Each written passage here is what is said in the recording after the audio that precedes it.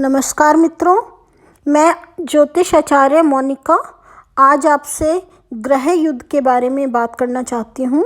ग्रह युद्ध क्या होता है, कैसे होता है, तो इसके बारे में मैं आपको बताऊंगी। कुंडली में आपके बर्थ चार्ट में जो ग्रह युद्ध है वो तब होता है जब एक ही राशि में दो ग्रह बिल्कुल आसपास, बिल्कुल 2 डिग्री से कम में या 1 डिग्री से कम में बैठे हों तो उसमें ग्रह युद्ध शुरू हो जाता है। जैसे समझिए, गुरु आपकी राशि में बैठा है 20 डिग्री 21 मिनट पर और शुक्र बैठा है 21 डिग्री 10 मिनट पर, तो यह ग्रह युद्ध होगा। गुरु और शुक्र का ग्रह युद्ध माना जाएगा। और उसमें क्या होता है कि जो ग्रह डिग्री में कम होता है, यानी कि गुरु ग्रह 20 डिग्री 40 मिनट का है और शुक्र ग्रह 21 डिग्री 20 मिनट का है, तो समझ लीजिए कि गुरु ग्रह जो हैं वो कम डिग्री के हैं, तो इसलिए वह ग्रह युद्ध में जीत गए। और जो ग्रह युद्ध में ज़्यादा डिग्री का है वह ग्रह हारा हुआ माना जाता है। तो जीता हुआ ग्रह अच्छा फल देता है अपनी दशा में, और जो हारा हुआ ग्रह है वह निष्फल हो जाता है।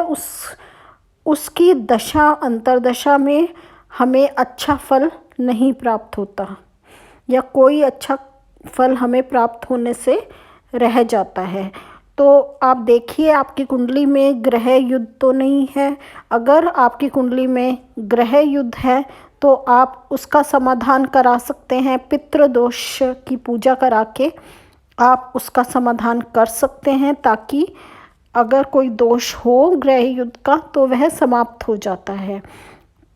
तो मैंने आज आपको बताया ग्रह युद्ध कैसे देखना चाहिए। डिग्री देख लीजिए, 2 प्लैनेट्स अगर बिल्कुल एक दूसरे के साथ कंजंक्शन में हैं, एक दूसरे के साथ बैठे हुए हैं, तो उनकी डिग्री देख लीजिए। जो ग्रह डिग्री में कम है वह जीत गया, और जो ज़्यादा डिग्री का है वह हार गया। या तो उस ग्रह की आप पूजा कराइए, उसकी अर्चना करवाइए ताकि वह फल दे सके, अन्यथा वह आप अपनी अंतर्दशा दशा में आपको कोई अच्छा लाभ, अच्छा फल देने के योग्य नहीं रहता है।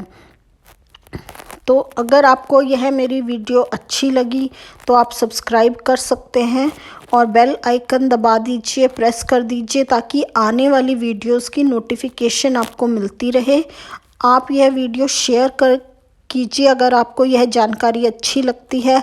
आप अपनी कुंडली निकाल कर देखिए कि उसमें कहीं ग्रह युद्ध तो नहीं है, इसीलिए आपको शायद अपने ग्रहों से अच्छी दशा होने पर भी आपको ग्रहों का फल नहीं मिल रहा है। तो आप यह कार्य करके, यह रेमेडी करके, मतलब उस ग्रह की पूजा करें या उस ग्रह की पितृदोष की शांति कराएं, तो आपको वह अच्छा फल देने में समर्थ होगा और अच्छे फल आपको उस दशा में, उसकी दशा अंतर्दशा में मिलने लगेंगे। धन्यवाद।